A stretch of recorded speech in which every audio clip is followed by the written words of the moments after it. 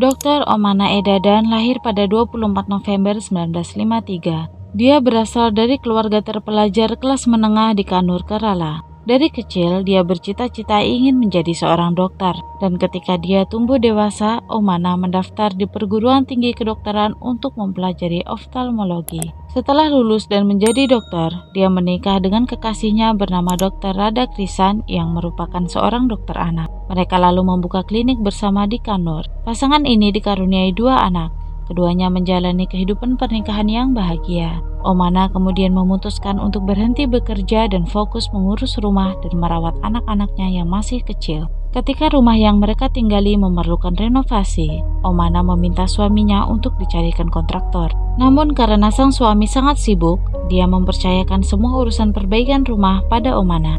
Omana menyewa seorang kontraktor bernama Murali Dara. Murali datang ke rumah Omana untuk melihat kondisi rumah yang akan diperbaiki. Omana menunjukkan bagian-bagian mana saja yang harus direnovasi. Setelah selesai, mereka kemudian membicarakan biaya jasa yang harus dibayar. Setelah menyepakati harga yang harus dibayar, keesokan harinya Murali mulai bekerja. Karena Radakrisan selalu pulang larut malam, Omana selalu merasa kesepian. Namun semenjak Murali bekerja di rumahnya, rasa kesepian itu sedikit terobati. Tak disangka, semakin hari mereka menjadi semakin dekat, hingga keduanya menjalin hubungan asmara dan merahasiakan dari pasangan mereka masing-masing. Murali juga memiliki istri dan 2 orang anak. Bahkan setelah renovasi selesai, Murali sering pergi ke rumah Omana saat Radakrisan pergi ke klinik. Pada akhirnya, hubungan terlarang keduanya diketahui oleh Rada dari tetangga rumah mereka. Para tetangga memberitahunya tentang Murali yang sering datang ke rumah mereka saat dirinya tidak ada di rumah.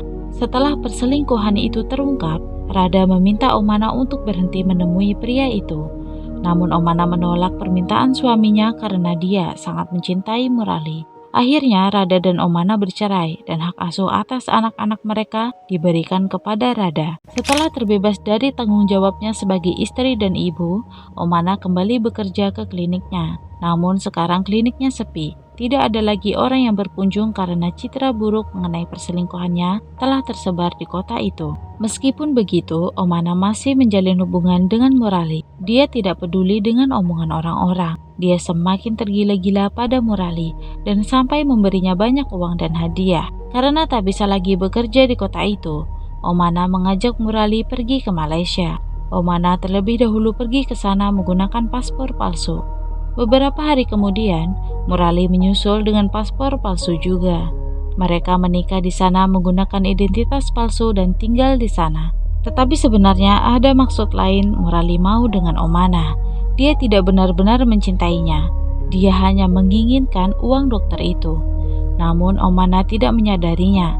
Rasa cintanya pada Murali telah membutakannya. Di tempat ini, Omana membuka kliniknya dan bekerja sebagai dokter mata. Suatu hari, Murali meminta uang pada Omana.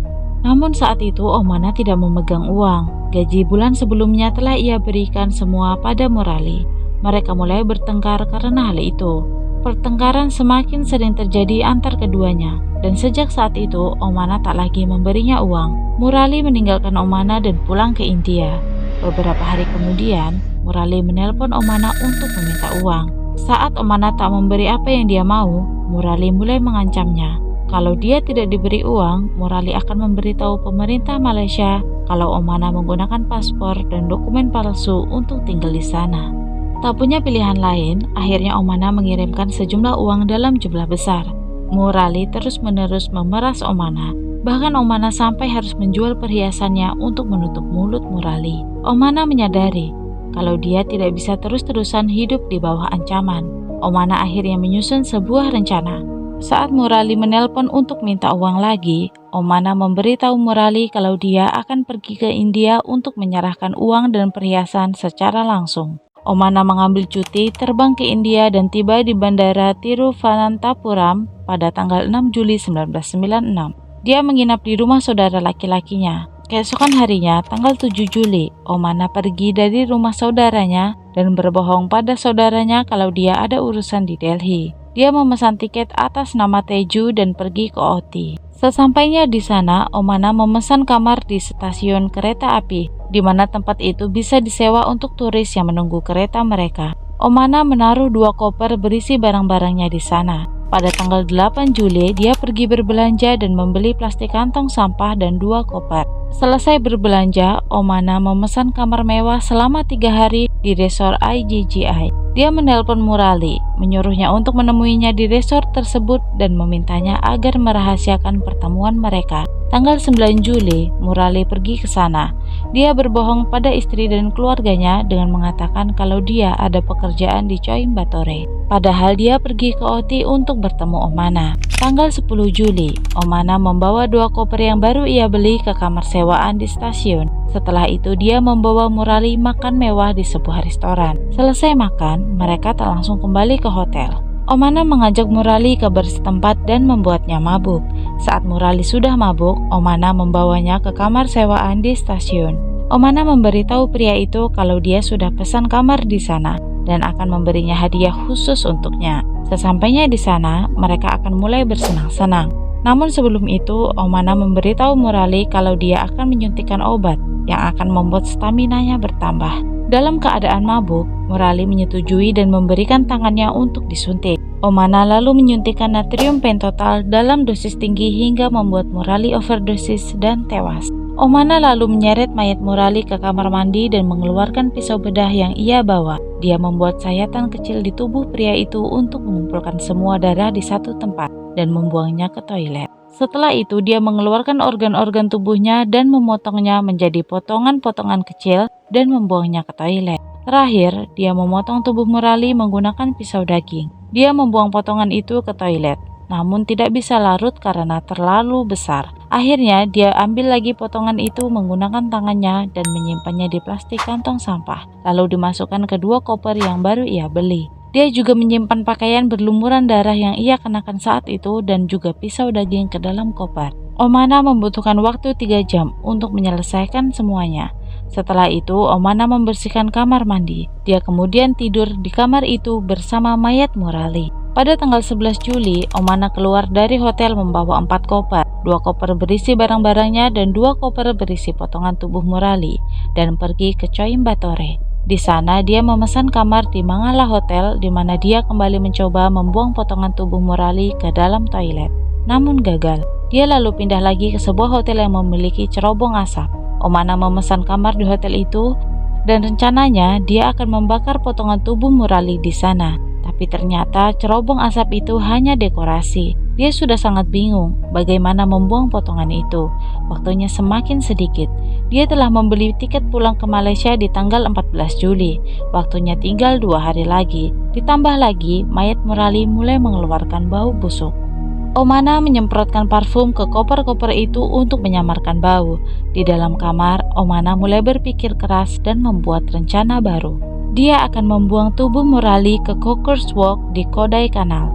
Cockers Walk adalah alun-alun buatan yang dibangun di lereng pegunungan curam. Dia akan membuang mayat Murali dari atas sana. Sesampainya di Kodai Kanal, dia menyewa kamar di sebuah hotel setempat dan memesan taksi untuk pergi ke Cockers Walk. Setibanya di sana, ternyata tempat itu ramai pengunjung karena hari itu adalah akhir pekan. Kalau dia membuang koper itu sekarang, pasti akan menarik perhatian dan menimbulkan kecurigaan. Jadi dia membatalkan rencana itu dan kembali ke hotel. Dalam perjalanan pulang menuju hotel, ban taksi yang ditumpanginya mengalami bocor ban. Karena perbaikan membutuhkan waktu beberapa jam, supir taksi menawarkan pada Omana kalau dia akan memesankan taksi lain untuk Omana. Omana setuju, dan supir taksi itu menelpon temannya agar segera datang ke lokasi mereka. Taksi mobil van datang. Omana mulai memindahkan koper-kopernya. Supir van mau membantu memindahkan koper-koper Omara karena dilihatnya wanita itu sangat kesulitan. Namun Omana menolak bantuan dari supir van. Setelah semua koper telah dipindahkan, Omana melanjutkan perjalanan. Sepanjang jalan, supir van mencium bau tidak sedap yang berasal dari koper Omana. Supir van itu pun bertanya, apakah Omana juga mencium bau yang sama? Namun Omana mengabaikan pertanyaan sang supir. Selama perjalanan ini, Omana terus berpikir bagaimana caranya untuk membuang tubuh Murali tanpa dicurigai. Omana lalu memberi tawaran kepada supir van. Dia akan diberi uang dalam jumlah besar kalau sang supir mau membantunya membuang mayat Murali yang ada di koper itu.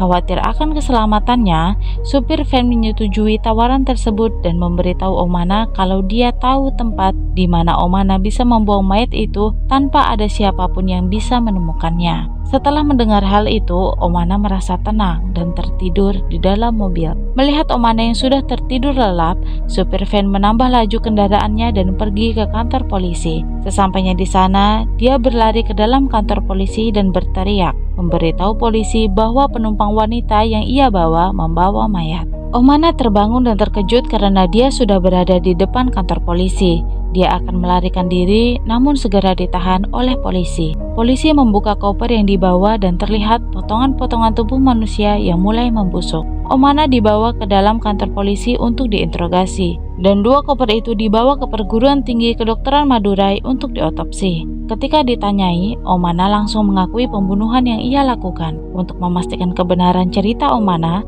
polisi melakukan penyelidikan dan memeriksa semua hotel yang ia kunjungi dan mengkonfirmasi sidik jari serta tulisan tangannya. Mereka mengambil sidik jari dari tubuh Murali dan dicocokkan dengan sidik jari di paspor palsu yang digunakan untuk menikah di Malaysia. Dari sinilah polisi mengkonfirmasi bahwa mayat tersebut memang benar Murali Dahlan. Polisi mengajukan surat dakwaan Omana ke pengadilan pada 15 Juni 1998. Namun persidangan kasusnya ditunda karena menunggu dokumen yang masih kurang. 21 Januari 2001, Omana dibebaskan dengan jaminan sampai persidangan kasusnya dimulai kembali. Dia lalu melarikan diri dengan jaminan itu.